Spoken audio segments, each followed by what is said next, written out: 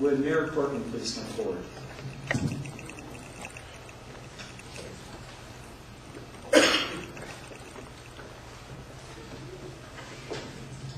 Good afternoon, ladies and gentlemen. May, Moffat family and friends, extend our condolences, but we also join with you today in celebrating Jim's life.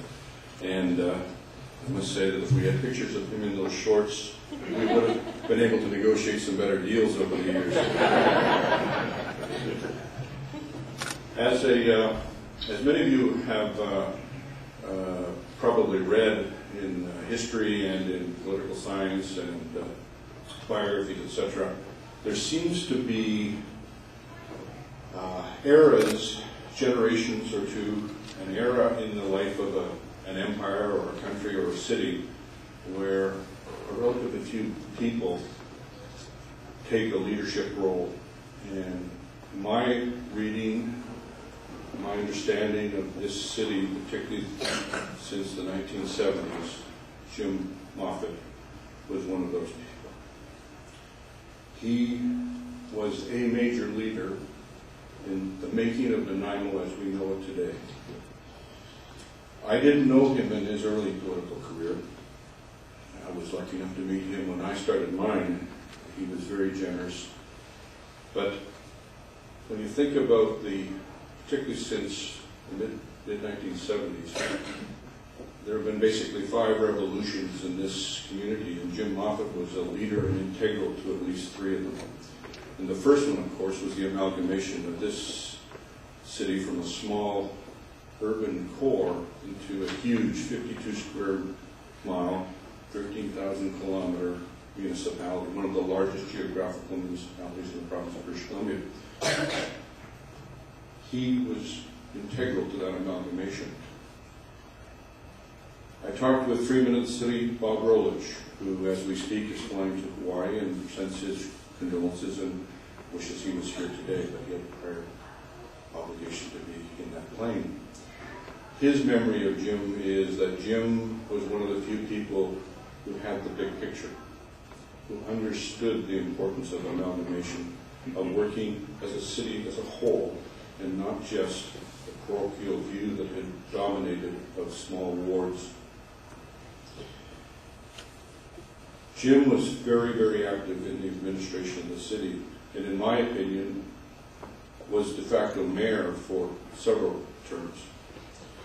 His dedication to budgeting, the departments, he was absolutely knowledgeable of the whole workings of the city. But he loved public safety, and he loved the police, and he loved it so much that he was an auxiliary police officer for 13 or 14 years. And the attendance today of the auxiliaries would bring a big smile to Jim's face, and he really loved his colleagues in the auxiliary police.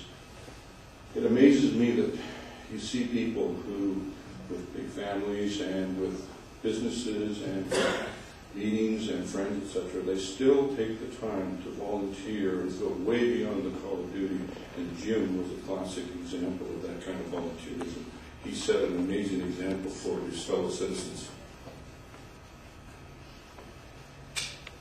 Jim was one of only 3 experienced incumbents that survived the second big revolution, and that was the first election of the council in 1984, when it went from a ward system to an at-large system. Councillor Lloyd Sherry, who is here today, Alderman Les Marshaw, and Jim were the only other 2 that survived that election, and we had 6 new members of council, including myself, and the new mayor, Graham Roberts, were all newbies. And we relied upon Les and Lloyd and Jim. And Jim, as I say, in effect was de facto mayor for much of that time until Graham became knowledgeable of the job and got a handle on the scope of things. I am very grateful to Jim because he was very patient with the newbies. And as you know, when someone's learning a job, it takes a while, particularly one as complex as running a $100 million plus organization with such diversity of responsibilities. Jim was very patient with us.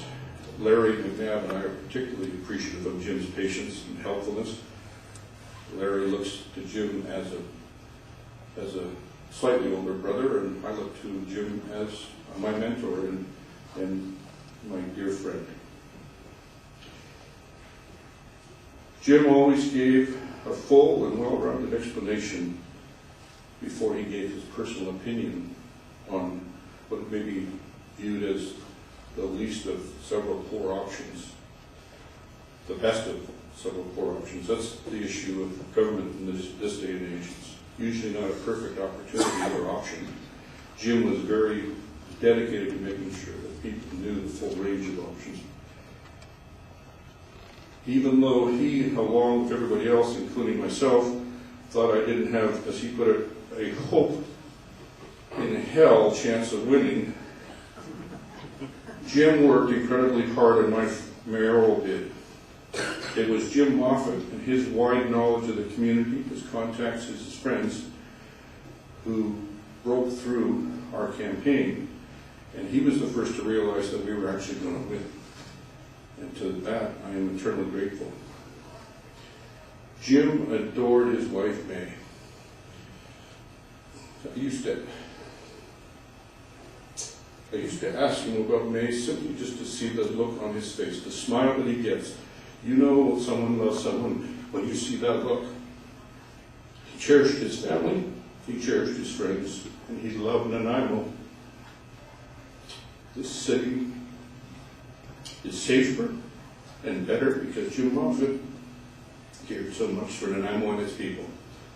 I am blessed to have had Jim Moffat as both a colleague and a friend, and I'm honored that I was one of his friends. Rest peacefully, Jim. You did your duty so well.